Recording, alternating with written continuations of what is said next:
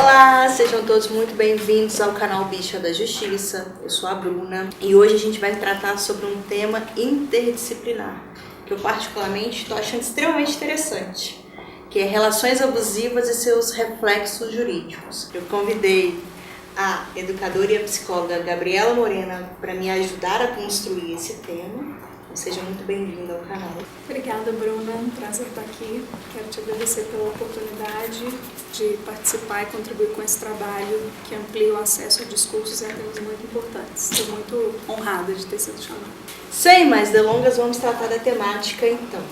Dessa perspectiva psicológica, o que você considera relações abusivas? Bem, a psicologia, ela trata e trabalha esses relacionamentos abusivos, considera que as violências rotineiras, persistentes, que atravessam alguma dinâmica de relacionamento, né? Essas violências podem ser psicológicas, ou seja, as injúrias, difamações, ameaças e até, num escalonamento, chegar numa violência física, né? Através de espancamentos, de tortura, de violência física mesmo e morte, né, de alguma forma. Então não se trabalha na perspectiva familiar, do núcleo familiar, não se discute relações abusivas no núcleo familiar propriamente dito. Quando a gente amplia esse entendimento e traz relações nocivas ou relações não saudáveis, ou relacionamentos que não são úteis para as pessoas envolvidas, a gente traz mais os termos da psicologia. Então a gente trabalha muito mais com essas nomenclaturas do que necessariamente relacionamento abusivo, que nos leva imediatamente para um entendimento sobre relacionamento sexoafetivo, relacionamentos amorosos, digamos assim. Entendi, interessante. Sob a perspectiva jurídica não é muito diferente, assim, embora a temática seja recente, não tenha tanta informação, tanta construção nos tribunais brasileiros, mas relação abusiva sob a perspectiva jurídica é qualquer ato contrário ao ordenamento jurídico, a uma determinação de condução de relacionamentos e que tem alguma repercussão jurídica. Então, por exemplo, você tem numa relação familiar uma série de obrigações, direitos e deveres que ambas as partes estão sujeitas, que a própria legislação assim determina. Então, quando há uma quebra, né, de alguma dessas obrigações, você tem uma relação abusiva. Então, por exemplo, no caso de uma relação familiar, em que o pai expulsa o filho a partir do momento em que ele se assume homossexual, você tem uma relação abusiva, porque você tem uma ordem jurídica que determina que um dever de cuidado mútuo de ambas as partes, tanto o pai em relação ao filho, quanto o filho em relação ao pai. O mesmo raciocínio se aplica, por exemplo, em relação às relações afetivas. Então, quando um companheiro ou um cônjuge tem algum ato que vai violar a moral, ou que vai trazer sofrimento, ou que vai criar uma situação de constrangimento para a pessoa que vive com ele, também você teria uma relação abusiva. Então, um conceito extremamente abrangente para incluir tanto relações de família quanto relações amorosas. No caso da psicologia, o que é mais recorrente, o que você trabalha com mais frequência que gera relações abusivas? Antes disso, quero comentar o ponto que você traz e que traz uma abertura muito grande para como a gente vai tratar o restante do vídeo. A psicologia trabalha esse termo com recortes muito específicos porque os desdobramentos psicológicos que advêm de cada tipo de abuso, se a gente vai falar de uma relação abusiva, são muito diferentes. Então, se eu falo de um abuso sexual, é diferente de um pai que colocou o filho para fora de casa, que é diferente se a gente fala sobre um relacionamento amoroso que se dá pela via do abuso, né? As questões psicológicas envolvidas em cada uma dessas esferas são muito diferentes. A psicologia, quando coloca a questão do relacionamento abusivo, vai muito para esse lugar da perspectiva do relacionamento amoroso. Ela também trabalha de forma muito pontual. Sob a perspectiva jurídica, também a gente tem implicações distintas, né?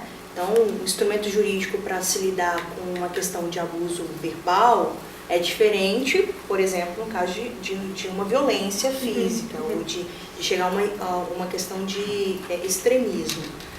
Então são instrumentos jurídicos distintos para lidar com situações distintas, mas que o pano de fundo disso tudo, embora seja uma temática extremamente nova em relação ao direito, em relação ao reconhecimento dessas questões no tribunal, pano de fundo de tudo isso seriam relações abusivas, de um modo geral. Mas o que você lida com mais frequência no seu consultório? Eu atendo mais especificamente 2 contextos, né, sociais, mas ainda assim em grandes centros urbanos, tanto no Rio de Janeiro quanto em Belo Horizonte. Sim.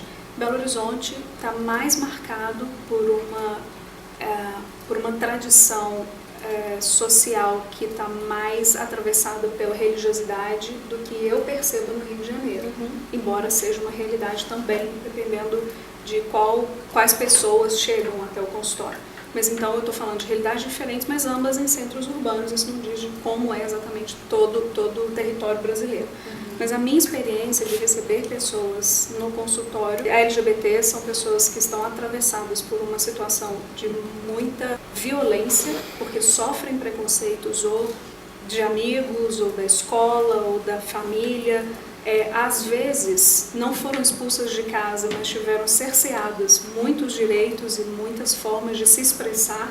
Então, assim, de ter determinados tipos de amizade, de frequentar determinados lugares, de usar determinados tipos de roupa, de falar de determinada forma. Então, isso também é uma violência, né? Cercear a expressão da sexualidade é uma violência. Sim. E até chegando em situações muito complicadas, que pessoas expulsas de casa, pessoas que sofrem violência física e até pessoas que foram encaminhadas para terapias de reversão sexual ou que foram encaminhadas para trabalhos mais violentos nesse sentido, ou físico, né? Tem casos de pessoas que foram estupradas como correção sexual para de alguma forma corrigir um possível distúrbio sexual. Então, assim, a minha prática em terapia é de alguma forma contribuir para que famílias possam restabelecer laços a partir de um atendimento familiar, a partir de alguma forma um caminho que possa ser feito junto com as famílias de uma ressignificação do que é alguém com uma sexualidade diferente do que aquela família entende naquele momento, como o curso das gerações foi tendo até agora, e alguém apareceu homossexual, ou lésbica, ou bissexual, ou assexual. Eu atendi um caso de um rapaz que era assexuado, manifestação da sexualidade muito diferente daquilo que foi marcado geracionalmente o tempo todo, que apareceu, né, porque pode ter tido pessoas que simplesmente não se assumiram, de alguma forma, como que aquela família, o que é muito comum, o que é mais comum, né? Como que aquela família pode se readequar, como que aquela família pode se redefinir e abraçar aquela diferença que apareceu naquele momento. E a diferença não no lugar do vexatório, como é onde a família coloca geralmente quando ela enfrenta essa situação assim. Mas a diferença é que apareceu por ser diferente geracionalmente, porque é diferente de uma sexualidade que é normativa, né? Que é a heterossexualidade. Sim, sim. E a questão do gênero, a questão da identificação do gênero, você tem se deparado com abusividades em relação à identificação de gênero dentro da família? Sim, mas eu também considero que essas pessoas chegam menos ao meu consultório do que as pessoas que estão com questões em relação à orientação sexual. Eu acredito que por onde o meu consultório está localizado, pelas pessoas que eu acesso, eu tenho tido uma preocupação de alguma forma, trazer mais acesso à minha prática para que as pessoas cheguem até mim.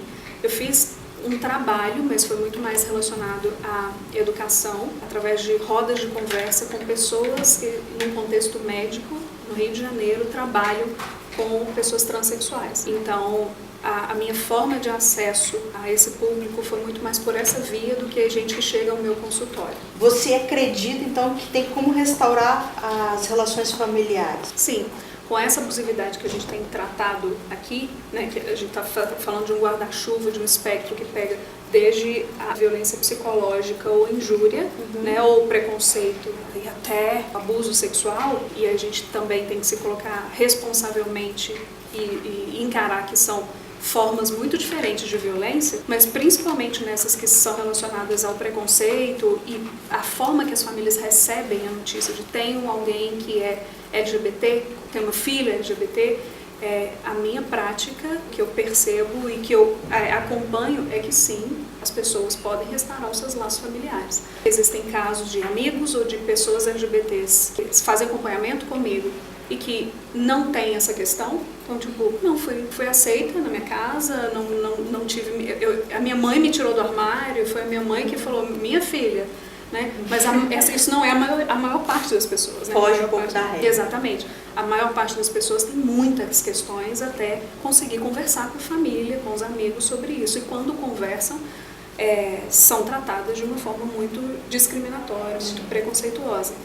Então, a maneira como a família recebe é um apoio primordial. Muitas pessoas que não são expulsas de casa, mas vivem violência em casa, quando vão reconstruindo as suas próprias vidas e vão assumindo, de alguma forma, quando trazem com muito alívio, minha mãe me aceitou, o meu pai me aceitou. Assim, o núcleo familiar, quando aceita, traz um alívio no discurso das pessoas que são atendidas. Sabe assim, aí eu fico lembrando de muitos casos de pessoas assim, 10 anos depois, o pai voltou lá para conversar, ou 5 anos depois o pai voltou lá para conversar, e ainda assim, mesmo que tanto tempo tenha se passado, o alívio é muito grande, sabe? A família, ela tem essa função. O Meyer que fala o seguinte, a boa família, segundo ele, é a família que consegue equilibrar 2 aspectos. O aspecto do pertencimento, então assim, o sujeito sentir que ele veio de algum lugar, que ele tem uma linhagem, ele tem uma história, alguém pensou no nome dele, ele tem um lugar para voltar, do pertencimento com o lugar de soltar essa pessoa para o mundo.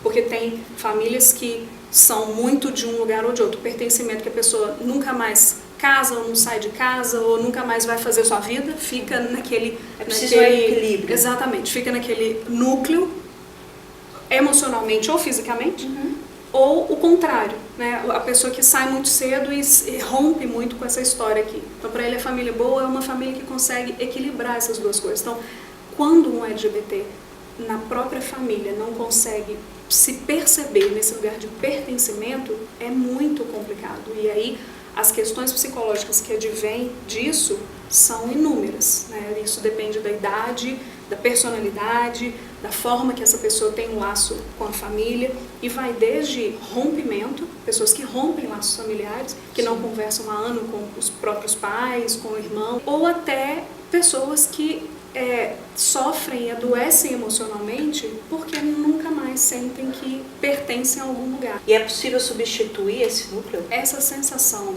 de pertencimento, de aceitação, de valorização, de respeito, é uma necessidade humana. Todos nós precisamos ter. E é muito importante que isso seja e aconteça no núcleo familiar, ou no núcleo onde a pessoa estabeleceu mais afetos. Mas tem pessoas que acabaram trilhando um caminho de romper com isso porque era muito doloroso, então romperam. Tem o contrário também, pessoas que nunca se assumiram porque entenderam que a família não vai aceitar. Mas assim, em relação a essas famílias que romperam, ou pessoas que não se sentem pertencidas, elas vão se restabelecer laços em outros lugares. Algumas vão ter isso preenchido porque conseguem, em comunidades, em amigos, nessa nova vida, refazer essa sensação, esse lugar, esse novo lugar. Tem pessoas que refazem esses laços não só por serem LGBTs, mas foram trabalhar num outro lugar, foram estudar fora da cidade, e aí voltam na cidade 2 vezes por ano, e aí acabam construindo mesmo uma outra relação muito de contar com, de poder estar junto com amigos. Então, depende muito da história das pessoas. Agora, relacionado à sua pergunta, se é possível restabelecer laços, o que eu tenho visto acontecer nas práticas de terapia de família, nas práticas de trazer toda a família, porque não é uma questão só da pessoa que está sofrendo preconceito, é uma questão da família.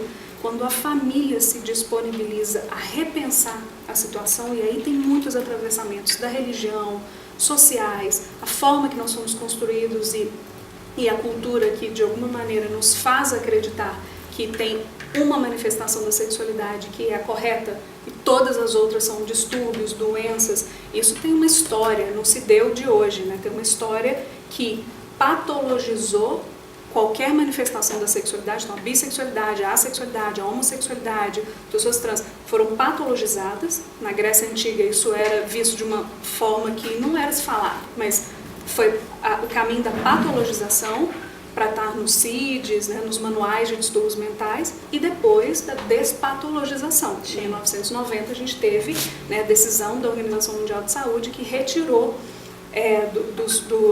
dos manuais de distúrbios mentais a homossexualidade. Vi no último vídeo, você citou sobre a possibilidade de mudança de nome, né? Até há pouco tempo as pessoas trans podiam mudar o nome por um dispositivo jurídico de nome vexatório, que qualquer pessoa podia fazer isso, não tinha uma especificidade para acolher esse tipo de situação, né? E além do mais, isso era feito por um caminho burocrático, discriminatório, né, de alguma forma também míope, porque as pessoas, tanto psicólogos e médicos, não estavam preparados para lidar com isso, relacionavam a questão da mudança de gênero, especificamente a operação, né? Então, de alguma forma, isso é uma conquista da comunidade. Então, esse vídeo nós vamos dividi-lo em 2 etapas, até para tornar um pouco mais dinâmica a nossa conversa. Aquele pedido clássico: se inscreva no canal, curta, compartilha com os amigos e com os inimigos também, que eles precisam aprender, e não deixam de assistir a segunda etapa do nosso vídeo. Beijo para vocês. Obrigada, Gabi. Obrigada.